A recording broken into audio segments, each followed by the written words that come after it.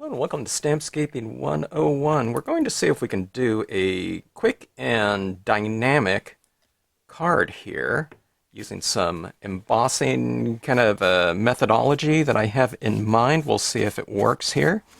All right, so I say quick and, we want quick and easy. We don't want a quick and kind of mundane card, right? That's not what we're going for as crafters. So what we want to do is we want to create something kind of dynamic that's not fussy to do. I don't think any of the techniques that I do are fussy, but you just can't rush it. You know what I mean? If you want a super deep looking area and kind of color scheme, then, you use more colors like I'm doing right here. Now, I'm not going to make this one a super deep kind of layered background, but I do want to get a little bit of color into this scene, okay? Now, you saw in the intro kind of what this video is going to be about, and I don't know, right now it's all theory. We'll see if it comes to fruition. But what I'm doing is I'm just getting a general kind of vignette going here. It's going from dark to light and wet to dry in here, so I'm just kind of streaking my colors like this from the outside edge in. I'm not going from here out. I'm going from the outside in, and whenever I kind of streak from the outside in, I turn my card in the direction that's the most conducive for that wet to dry type of motion or look, appearance, technique, range, I guess. Okay? So does that make sense? Keep the motion, what you're doing, in a way that's the most ergonomic too, and that way you'll get a nice, kind of graceful application of whatever you're doing, okay? So keep it nice and comfortable. It's also better for you in terms of your kind of joint health and everything like that. Muscles too, okay? Keep it nice and comfortable. Keep things really comfortable. You're gonna have to, if you're not really thinking about it all the time, or initially, if you just kind of think about it kind of in the beginning, okay? Call it, a conscious awareness of kind of your motion, your shoulder and everything like that. This will go really fast for you, okay? Easy, etc., okay? So when I'm going sky and land down here, okay? And I'm blending the two. It was, that was a couple distress inks here, tumbled glass and antique linen. You can substitute a light blue of any brand of dye-based ink and a kind of a tan, okay? All right, so like I said, I'm not going to fuss about this one, so I'm going to try to get a lot of my colors down just initially here, okay? Ooh, that one's kind of a darker brown. Maybe I should have went with the walnut stain distress, which is a little bit lighter than this brown from Marvy, but it's not too bad. Okay. All right, so just, see, I'm not re-inking this one. I don't need to because it's already kind of dark, but see this right here? It all blends together pretty easily, especially when you're layering ink on top of the re-inker applied base layer, okay? It's because when you put a couple drops of re-inker fluid on here, you have a lot of ink and you're kind of saturating the surface of the page. I talk about that quite a bit in my videos. But let's move on now, okay? All right, now I have to think about this now in terms of the progression of colors, okay? So I'm going to put some aspen trees back here, but look at this. I'm going to be using the paint pens to lay down some colors on top, and these paint pens kind of stay wet for a little while, so I think I can clear emboss them. So that'll add kind of a dynamic nature or look to the piece, I'm hoping. All right, let's see here. I think I already forgot something. I need to go get, oh, here it is. My preparation here. Okay, so these are some little rocks here. I'm going to lay these down right here. These are, you would think these are, as the smallest little component, they're kind of insignificant, but they can be very significant in terms of kind of laying down a foundation. Okay, here's wet, to dry. Remember how we were doing wet to dry applications of ink, starting from out here and going in? You're doing the same thing with this. I mean, you could use this as just a stamp where you're getting, you're just going for impressions. You know, I can get like an impression like this and this, okay? But you can also just use this as a textural, it's like an applicator in some ways. It's a, you know, it's a, I don't know, I want to say tonal applicator. That was the name of the stamp that I had before, but almost, you know, like this. See this right here? You're ghosting your images, so you're getting that dark to light transition here. So you're reiterating what you've already done with your inks. I mean, I could have done this first too, and then you can do the, you know, the ink blending right over the top of it too if you want to. So, but either way, we're getting this nice kind of transitioning look with this, okay?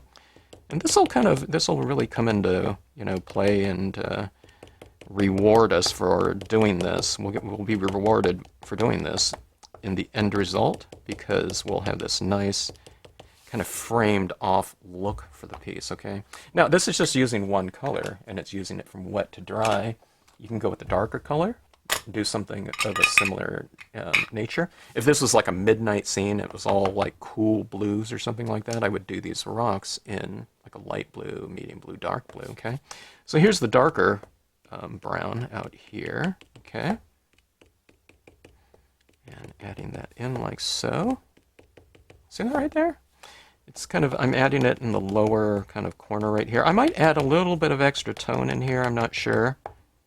I don't think I'll need to, but let's go like this for right now, okay?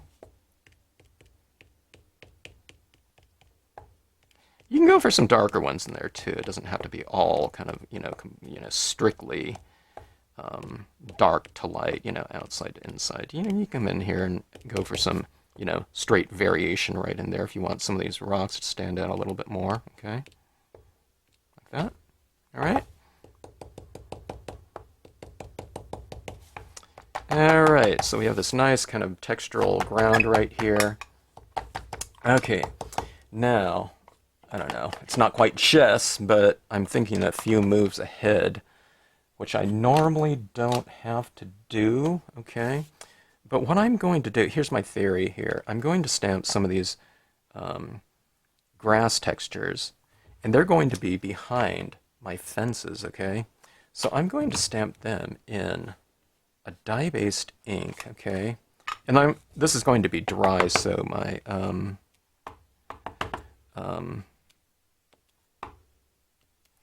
embossing powders won't stick to it, okay? I don't think. I hope not, okay? So I'm doing that like that, and then what I'm going to do, this is all theory right now, then I'm going to stamp this again right down here like this, and I'm doing it in green. I could do it in black, and that would be fine too. Okay, so that is that. That looks kind of awkward right there, to tell you the truth. But what I'm going to do is I'm going to do this in black. There's going to be black images over the top of this. There's going to be more reeds done in black in the foreground right here, okay? And those are going to be done in black, so this won't show up as much, but it should give us a little bit of depth within this given space. And that's what we're going for in this scene, especially with the it's the introduction of a raised surface in the embossing, okay? All right, so I'm going to do this, these aspen tree right here, and we're going to go for a blend here. I think I'm going to leave the red out of there. I don't know, I was thinking about some different ways to do that. Now this aspen, it's not necessarily orange, but I wanted to give it a little bit more body than just going in with straight yellow, okay? And we're going to do some things with the paint pens that will be the thing that primarily gives us the colors that we're going after. But let's get a little bit of this orange in here just to give our piece slightly more kind of mass, and it's not going to be opacity, but just a little bit more I don't know, contrast in our scene. So this is just going in with the pens. This is kind of a lost technique in many ways. I mean, some people might still do it or do it to some extent, but we used to do all of our coloring with pens back in the day, you know. So going for this variation of I should really stamp this out and see what color scheme it's going to look like, but I'm just going to do it. We're just going to be bold and go right into it. All right, now for the trunk, I'll go, I had like an olive looking, yeah, olive brown right here. The trunks I probably want white, but you know, if I can't do white over white, I won't be able to see it, so we have to do it something dark, and then if I want to, I can go back into it later and add like a white accent to whatever color I do the trunks, okay? All right, so let's just give it a try and see what it looks like. Okay, so just kind of doing a little bit of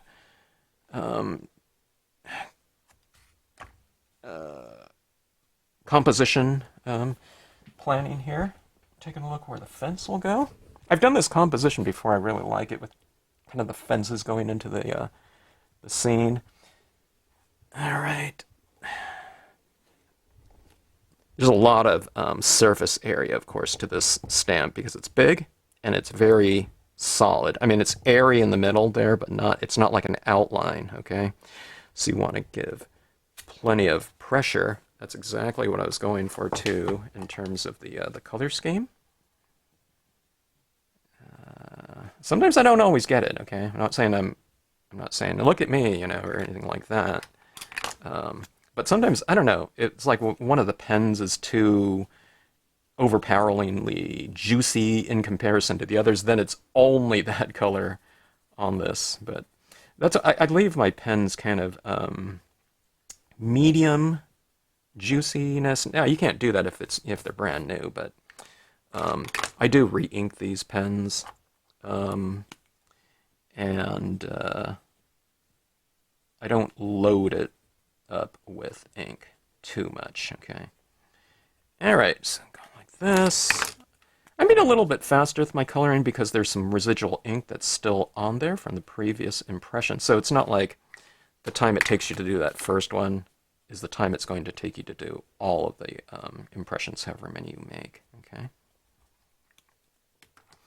All right, let's go about like right here. I'm going to do it a little bit higher just for some variation, all right?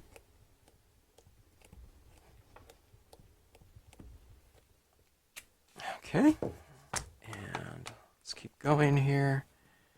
Now this one's going to be in a little bit more of a darker area, okay? So I'm going to color it accordingly. I'm going to go for a little bit more of this green because it's darker than the yellow.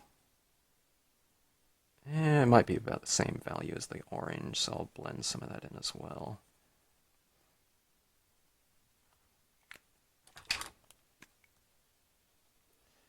Marvy 1500 series of pens are what these are. They're nice and juicy, and then, I mean, you do get some color on them, but you just kind of roll it out like that, and they're fine. You know, these ones are probably 30 years old, and I've been coloring like this with them for 30 years, okay? I don't have all the colors anymore. Before the Marvy matchable ink pads came out, when you ran out of ink in these things, you just, you know, you toss the pen, you know. I guess you could have inked up a little bit with, you know, I show people in my videos you can add some water to it for a diluted, lighter, and duller version of the ink. But I wasn't really doing that back then. But these days, if you have re-inkers for the Marvies, even if it's not the exact color, you can go with like a lighter version of this, or this one's like a brilliant yellow, you can just ink this up with a yellow and get some version of it. It's not going to be the exact color, but, you know, you'll get a lot more life out of it, and why not? Okay, so there is that. Let's do one more right over here, okay? So let's see, let's just go with green here. Okay.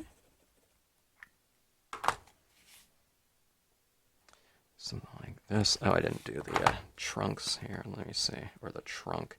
I'm just going to get a little bit of the side of this one here, I think. So, come here like that. Okay, so we have this nice variation. It should look shimmering. That's the idea of this aspen in terms of just the impressions. Okay. All right. Now, this is my theory. I'm going to try to emboss. I'll go on here with some embossed imagery next.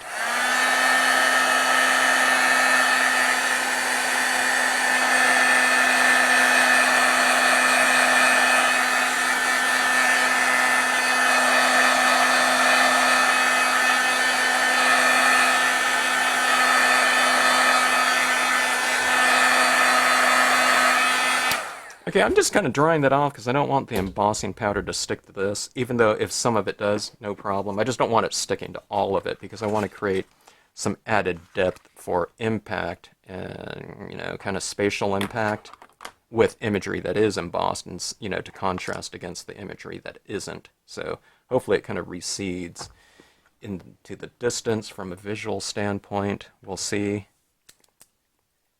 Okay, so let's go with this fence here. The fence, I don't know, the fence provides really good structures, and they're great visual lead-ins. Plus, everything's kind of light and airy here, so it's nice having something kind of bolder to contrast against that. I mean, you can just do stuff like this too, and it would be fine. Okay, so let's see if I got this. Now, this is going to cover up some of my reeds that I just stamped in there, okay? But so be it. Because those reeds, the green reeds, they're going to get covered up by the black, but I'm going to have some reeds in front of it too. So I just want those, some of those reeds to recess from a visual standpoint. All right, so there's that. And let's come in with another one off to the side. I usually do the same size ones, but I can do this, and this could be farther back like that. Let's do that. I don't know if I've done that before. I don't know if I combined the large with the small, but let's go ahead and try that out. I mean, it'll work, but we'll see which has better impact, or if it has kind of an equal impact. Maybe it offsets things and it goes a little bit more rule of thirds type of look. I don't know. Let's see. Okay. When you're stamping with really thick inks like this VersaFine Clair, which is an oil-based ink, over the top of this glossy cardstock, just make sure that you're not kind of skewing it a little bit.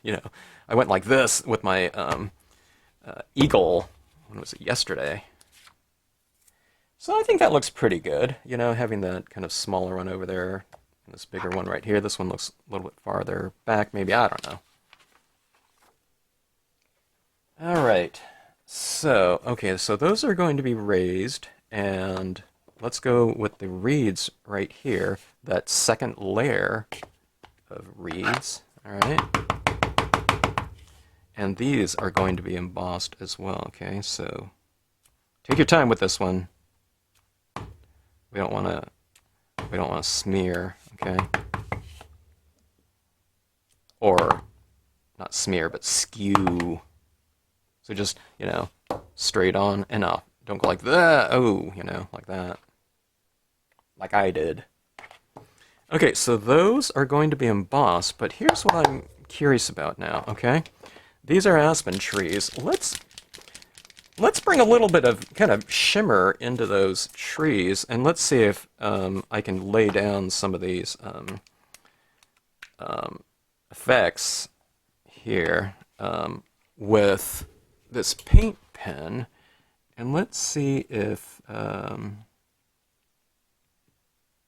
it will give me kind of a raised look on these dots. Okay, these are 3mm paint pens, so they're pretty big, so they should stay wet. Not as long as the Clair, because the Clair is a oil-based pigment ink, although I am working reasonably fast here because I don't want to take too long. Okay. And it is rather warm outside right now. We're expecting an inch of rain on Monday, but today it's 80 degrees out here in Southern California.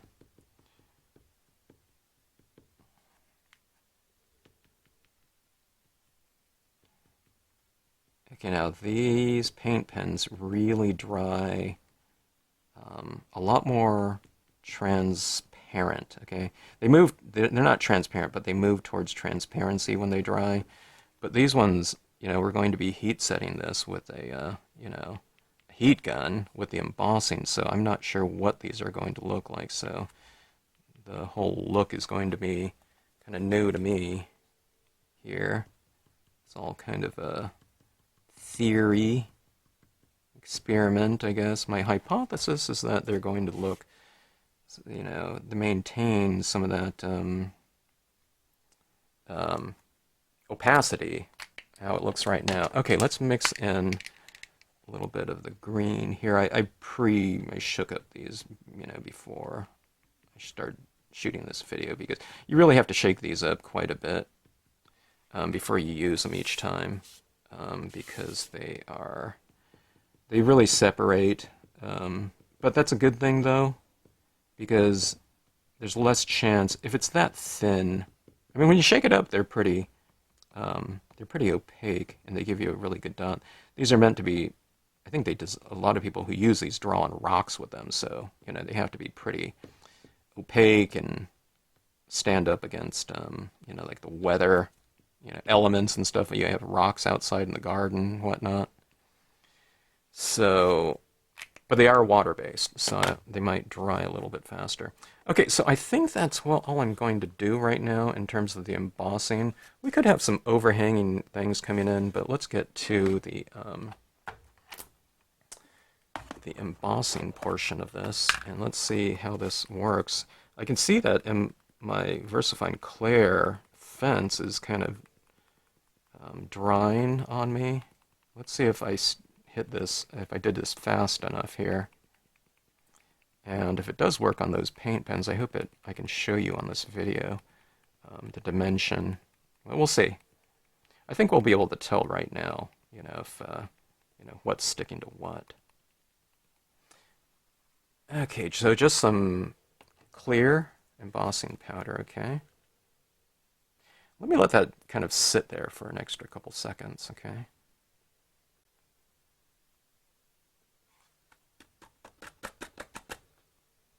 It's stuck to everything. The Clair is completely stuck. I saw some areas kind of that were drying out. It looked like they weren't quite as shiny as other areas, but it's stuck to 100% now. Yeah, it did stick to all of my acrylic paint pen work. So let's see if you can see this on camera here. Can you see? So I guess I should have shown you what those dots look like before, but you can kind of see they look frosted, right? Those little, yellow and lime green dots, and of course the fences look, very coated, frosted. Okay. All right, let's get this back in.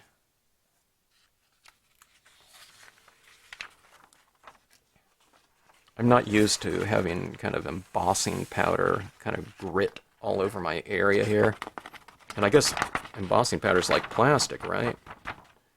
So it's like I tried to wipe, just a wet paper towel and kind of pick it up, but it didn't pick up because it's, it's like resistant to it, plastic.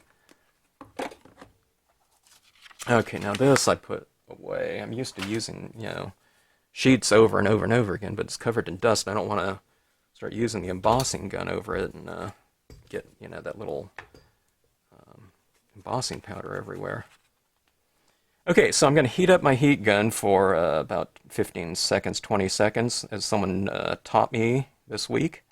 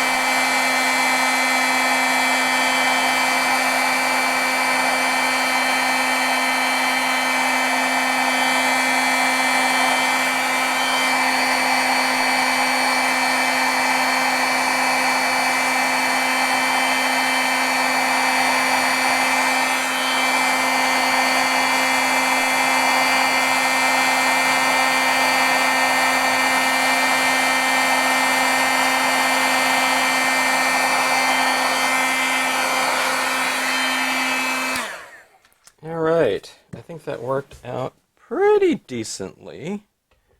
Okay, let's see. Let's get it back into kind of place here.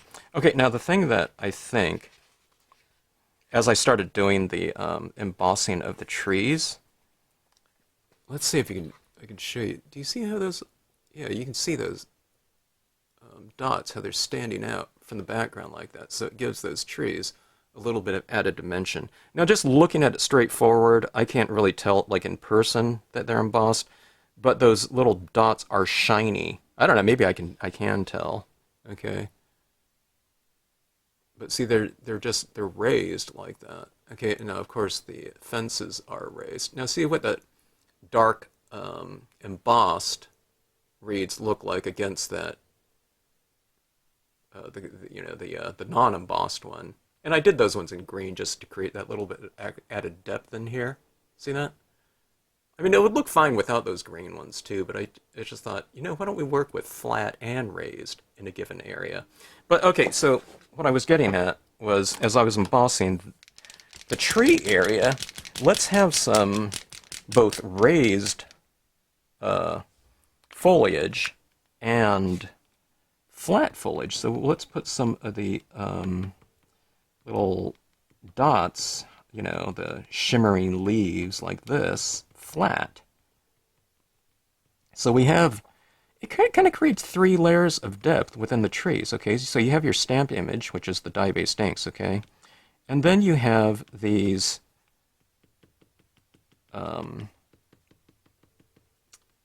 acrylic paint pen dots, okay? Now, they go on kind of, they're somewhat three-dimensional when you lay them down here, but then when they dry, they kind of flatten out, because the water's leaving them, okay? But then you have the three-dimensional raised part of the foliage in here, too. So you're creating, quite a bit of visual depth in there. All right, it's visual depth, but it's textural depth too. It's like actual textural depth in terms of the physical height of the different parts of the tree, which is kind of a cool concept to me. Because I've been always dealing with and going for visual depth, but to actually now have the aspect of physical depth where something is actually higher than another. Even though it's very subtle, it's not like, sticking out like a 1/4 inch or anything like that. But it's just a nice kind of addition or aspect to the whole piece. I'm real kinesthetic, so the feeling of touch, I'm going for when someone looks at a piece, you want them to have a kind of emotional impact in some ways. So that's touch too. If you can kind of trigger someone's emotion. Boy, my area here is gritty. Okay, so that has been laid down. I'm going to put some of these leaves. Okay, what represents leaves down on the ground as well. So some of these little yellow leaves down here. As, it's supposed to be fall, right? When they turn yellow like that, so like that. Okay. All right, so anyways, that is that. Look at that tree. I don't know, I think it looks pretty deep in space. And then, if you just look at it like this too, I think those are pretty rich textures in there. Okay, so let me figure out some kind of focal point in here, and then we'll frame off this card. And I think we'll just about be done with white pigment ink in here. I can't forget that one. We'll use some of that in here as well. Okay, let me figure out what to put right in here. Okay, I think I have a couple things that will look pretty good in here. I'm going to go with this deer and this one word stamp that says autumn leaves. I'm not sure if the autumn leaves is going to stamp out in here. I'm hoping I can do it right in here. But I have that paint pen dot right in there, and I'm not sure if the ink is going to stick to that acrylic. I might just use the Brilliance. Okay, so for this one, I'm going to use just a dye-based ink for this deer. Okay. And we'll put it about like... I'm going to put this deer in a little bit of mist, so I'm going to give myself a little bit of head start by blotting off some of its feet, okay? I'm not removing all the ink off it, but I'm removing some so that it stamps out lighter down here, okay? And go about like right here. I don't want to have this deer's head going up into that tree too much because I have those embossed dots up there, and the dye-based ink just isn't going to stick to it, so I want to stamp this out and have it's like missing its head or something like that up there. Okay. So that, and let's see.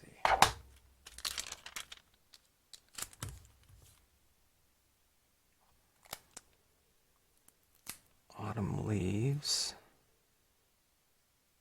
Let me use a more narrow block here.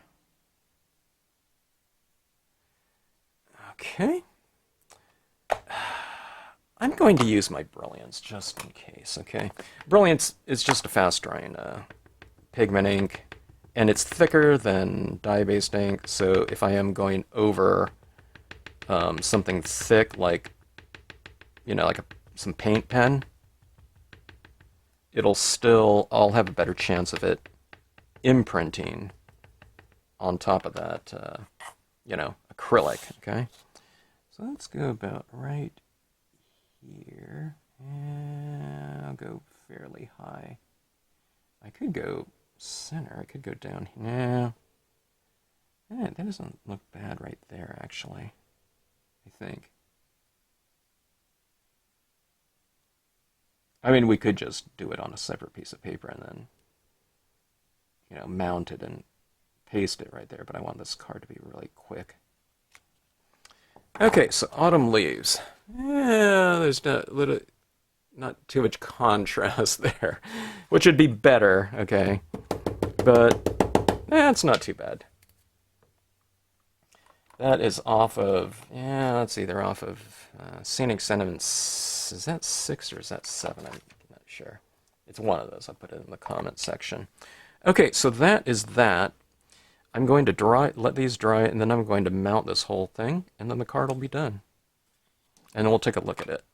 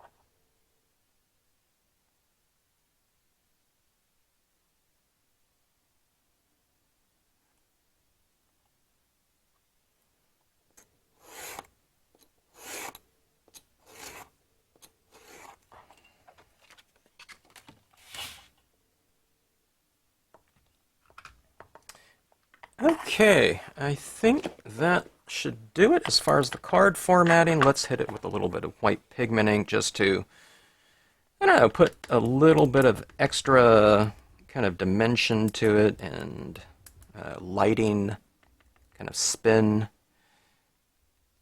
I thought about adding a little bit of white to those trunks. I don't think I need to. I think they look fine just as is. Okay, so this is just some white pigment ink. I'm using the Brilliance here because it'll dry quickly for me. Okay, now look at these fences right here. I'm going to put a little bit of this kind of mist in front of the fence here.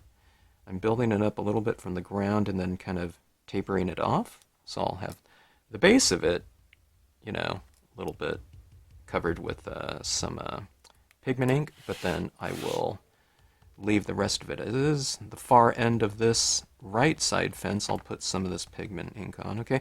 So the thing is, my big point of this is that you don't put it everywhere, I think, and that makes it more effective, okay? Which doesn't make it a harder technique, it just means you do less, okay? Don't cover up everything, and that lends itself to a more effective visual. Okay, I'm going to put some on these trees, just for a little bit of variation on the trees. See, it's kind of lighter in here, so I'm adding it in the lighter area. Like so, okay.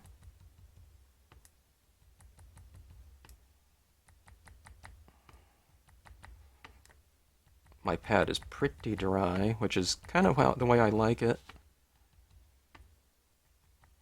I could probably use a little bit more ink, though. Okay. All right. But it's always kind of better to move slowly, especially if this is the first time you've done this. You'll start tapping on and you say, I can't see anything. You'll dip in and like blah, blah, blah, which you can just kind of, blend out, but sometimes people panic when they see that. Okay, so I think that is it, and that's pretty good. That's not too bad in terms of I think a fairly dynamic card. And, it's a relatively short span of time. I mean, a lot of people spend a lot more time on cards than this one. All right, but see that dimension in those trees? That's what this one's all about. So I've done this before with the paint pens, and I've layered and layered and layered and layered and layered. Added probably 5 times as many dots in this. But because it keeps kind of flattening out, it wasn't as effective, but having that kind of raised area in there, and it retained kind of the lightness of the dot when it's been freshly applied. So all I needed to do was go back in and add in a few more around those, and I think that looks pretty good. And then, of course, we have the raised foreground right in here. And see, I didn't emboss the deer because I wanted it to look a little bit more recessed like that. So see, I think this fence looks closer to us than the deer, right? See that? And then the same thing with that. Maybe that could have been embossed. That actually, the autumn leaves probably would have been better to be embossed, but oh well. But okay. So I've done this, similar pieces to this, but I don't know. This one might be even more effective with the embossing, don't you think? I don't know. Oh, it'd be cool too is if you do like a couple rocks down here and just emboss like a couple impressions of those rocks. So maybe I'll try that here. Okay, let's do this here. We've got the VersaFine Clair out again. And let's go for... This is what I was saying, how you can use these rocks too. You can just do it, individually like that. Just as impressions, not texture everywhere. And let's go with the... this is one of those little things, those little details, that's... I don't know. I think it's in those little details. It can kind of put a piece kind of over the top. Oh, let's see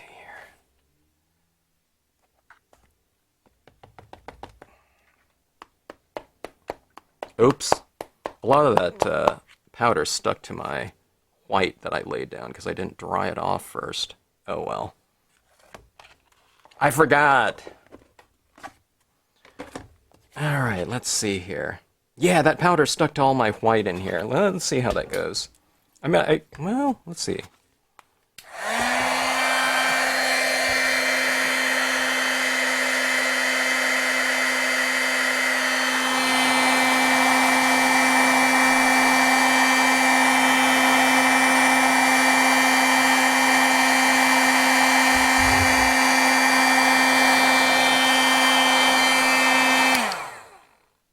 Looks fine.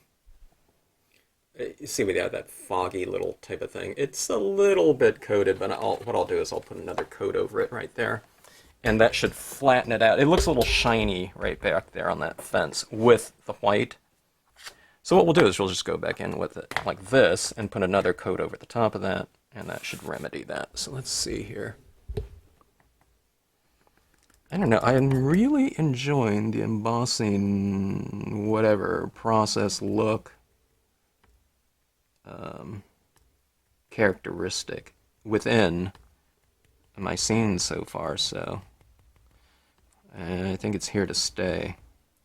What I do is every time I kind of find something that I like doing, I tend to do like a ton of it, like those mirror cards. We start incorporating some of this embossing in those mirror cards, but I don't know, embossing on those foils, though, it's a little bit more tricky because you're embossing that metal, so you have to be careful about that. Okay, so let's take a look at this and see, the final, results here. See that fogginess, and let's see if you can see those rocks down there.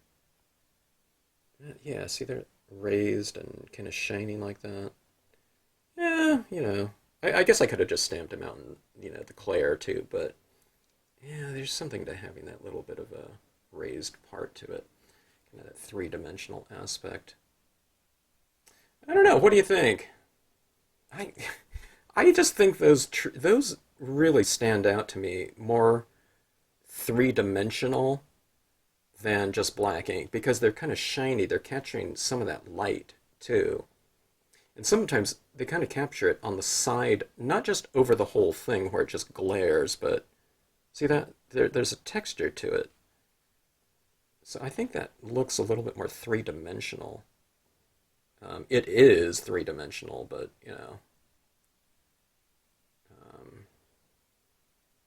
I don't know, it's just a lot more three. Now the trees, too. The trees don't look necessarily more three-dimensional, I don't think, but they shimmer more like this, I think. Okay, so anyways, that is my quick card here with the foreground kind of layering, embossing with the aspen trees, like so. Hope you enjoyed it, and thank you so much for watching the video. Hope you give this a try. And pull those embossing inks into your heat gun out of mothballs if you haven't done it for a while. This really is pretty dynamic and easy to do.